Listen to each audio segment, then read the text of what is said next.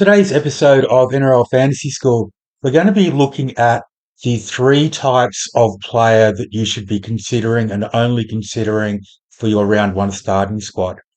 And the underlying theme through all three is a word called value, which a lot of fantasy players have a false understanding of. So I want to start this off with a little question. If we were to have a competition where you and I both got $100, and to win the competition, we had to buy the most shirts with that $100, what would your strategy be?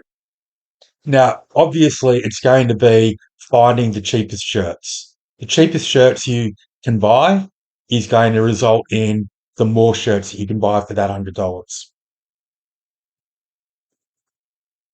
So the starting squad strategy really needs to be about buying points, not about buying players. We all have a salary cap of 10 million to start with. We all have to buy 21 players with that 10 million. The winner, the person coming out in front over the first 6 rounds, is the person that's bought the most points for that $10 million. Okay. Now, to do that, we need to buy the cheapest points. Now, remember, we're talking about points here, not players. Buying the cheapest points doesn't mean buying the cheapest players. It doesn't mean not buying gun players. But what we want to focus on is getting value for money with every single dollar we spend of our cap. Now, the three types of players that you should consider and only consider. Your positional elites. So your players like Haas, Cleary, Farnworth, Young, Campbell, the guys right at the top. Okay. But in saying that, you can't start with all of them. So really the smart thing to do is to look for the ones with value first and then upgrade to the ones that don't have value later. Now, a player like Herbie Farnworth, for example, has come off a completely peak season. If you buy him now, you're paying 800K and you're buying 63.2 points. So forget that we're buying Herbie Farnworth and consider what you're really spending 800K on is 63.2 points. Okay? Now, being such an outstanding season he had, there's every likelihood that he's going to regress a little bit.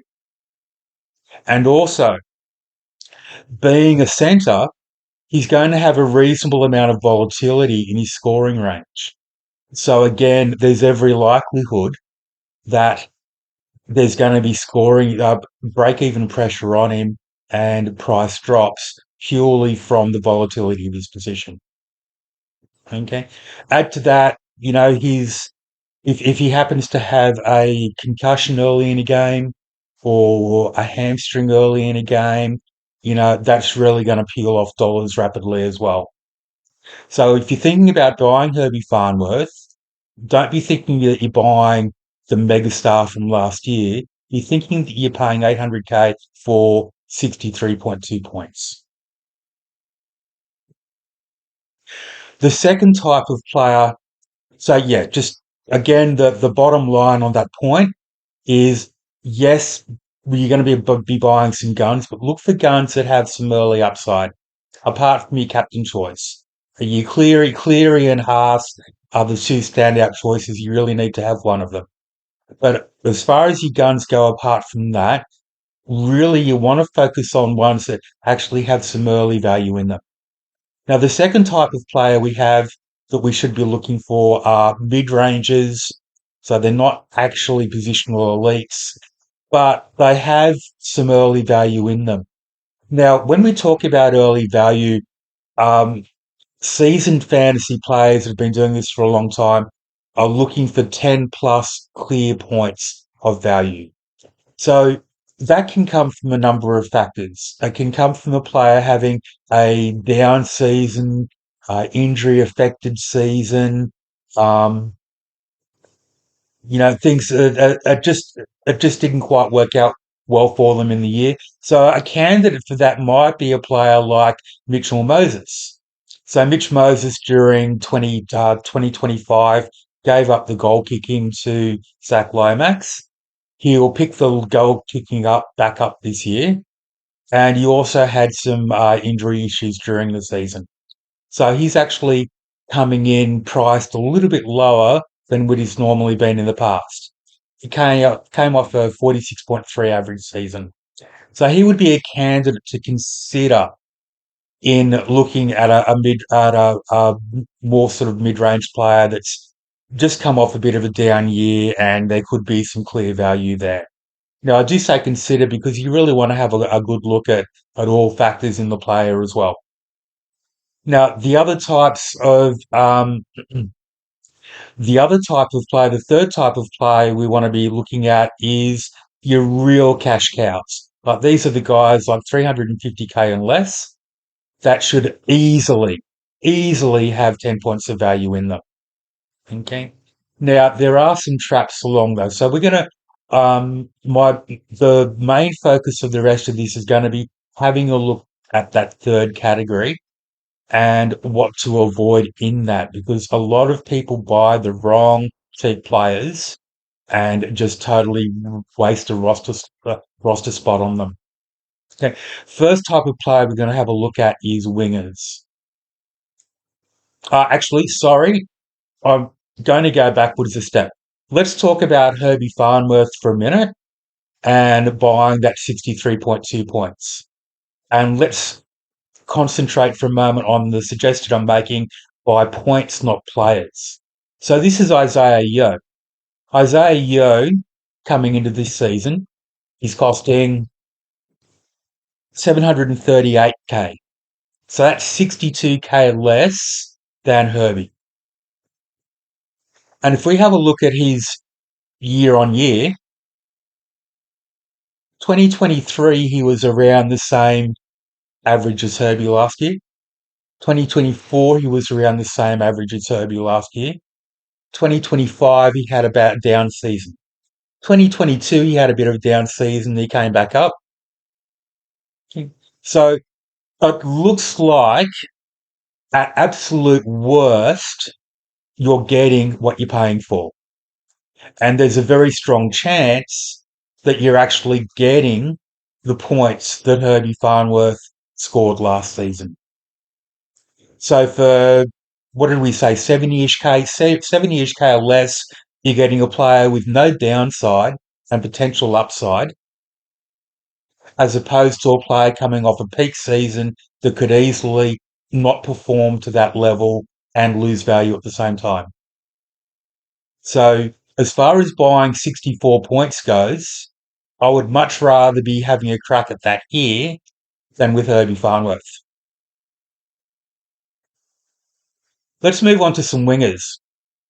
Let's have a look at a guy called Jalen de Groot.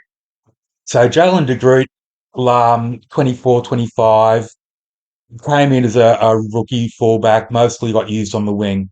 When he was playing on the wing, these are his numbers.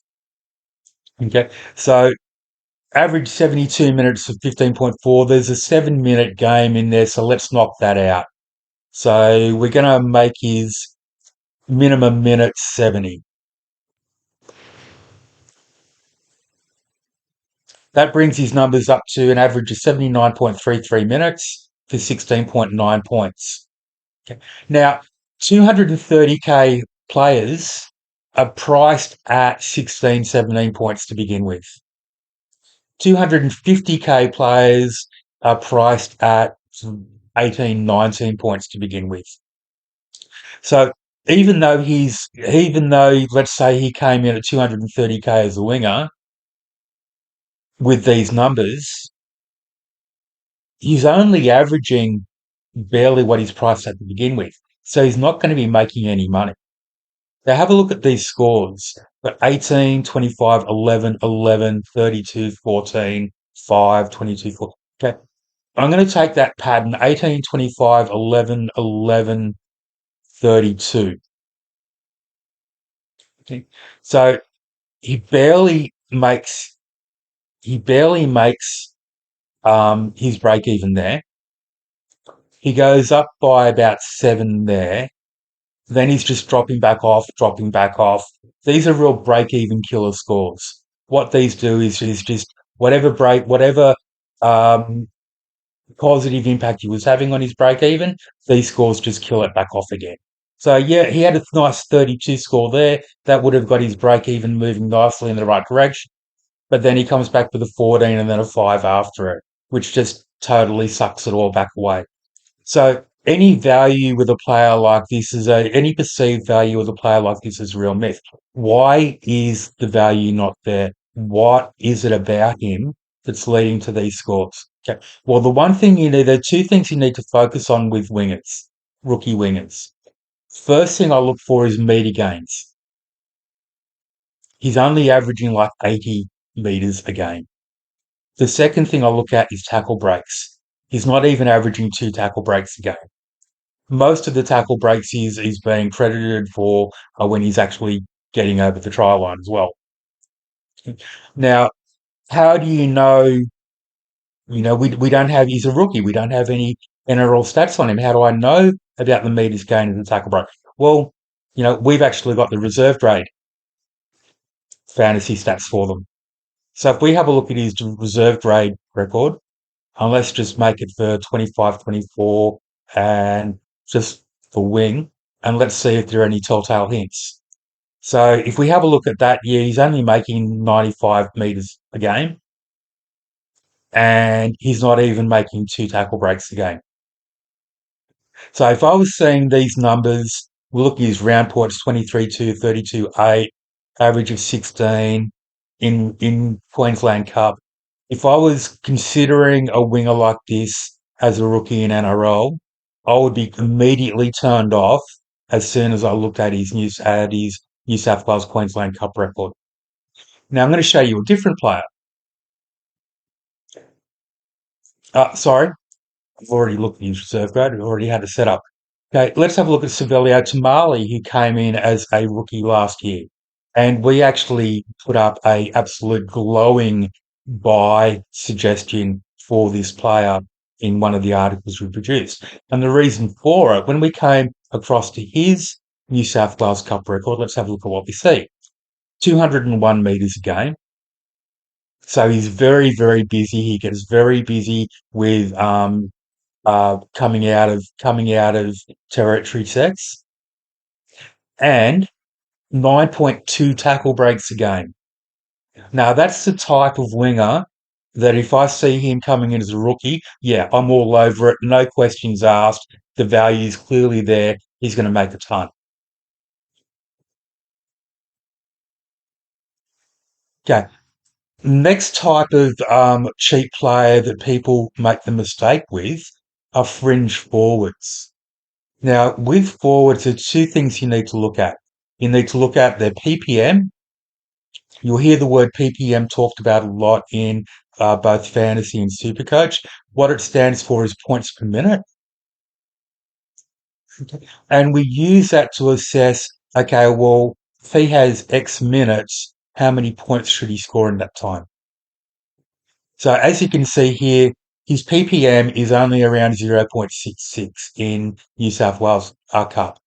Now, when players come across to NRL, forwards PPMs do tend to get a little bit of an uptick. Not a lot, but a little bit of an uptick because the game speed is a lot faster in NRL. So they tend to be a little bit busier. But 0.66 is not a really good PPM. Let's give him a little bit of an uptick and say that he was going to have a PPM of 0.75 in NRL, and he's costing us 16 points to begin with. So he needs to be averaging 26 plus to have any real value. So what's 26 points divided by 0.66? Sorry, we said we were going to give him 0.75. Divided by 0.75 points per minute comes to virtually 35. So to make that 26 points, he would need to be averaging 35 minutes. So there are two things that you really need to consider here. What's their PPM? How many minutes do they need to actually be getting in order to have 10 points of value at that PPM? and what's their likelihood of actually getting it. Now, a case where you can see that really clearly. Going to have a look at a player called Sam Tuivasa from the Eels.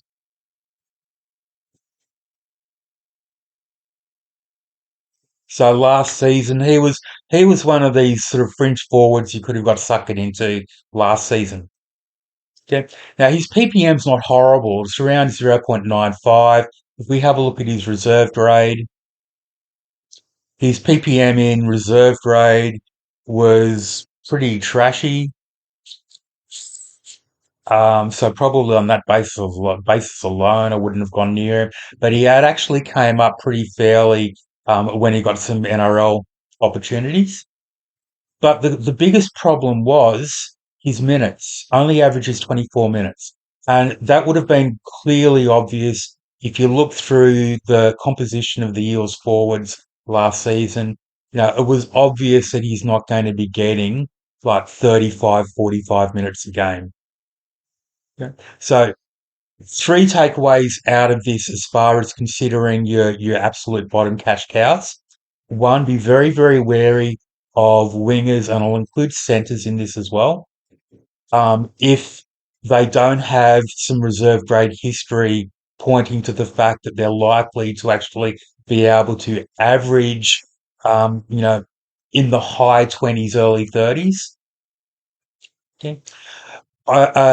An appendage to that idea, if there's only 10 points of value in a player like that, it can be very, very hard to actually realize that value because of the volatility of the position that can be made up of games where they score 45 plus from scoring a couple of tries to games where they're only scoring like 10.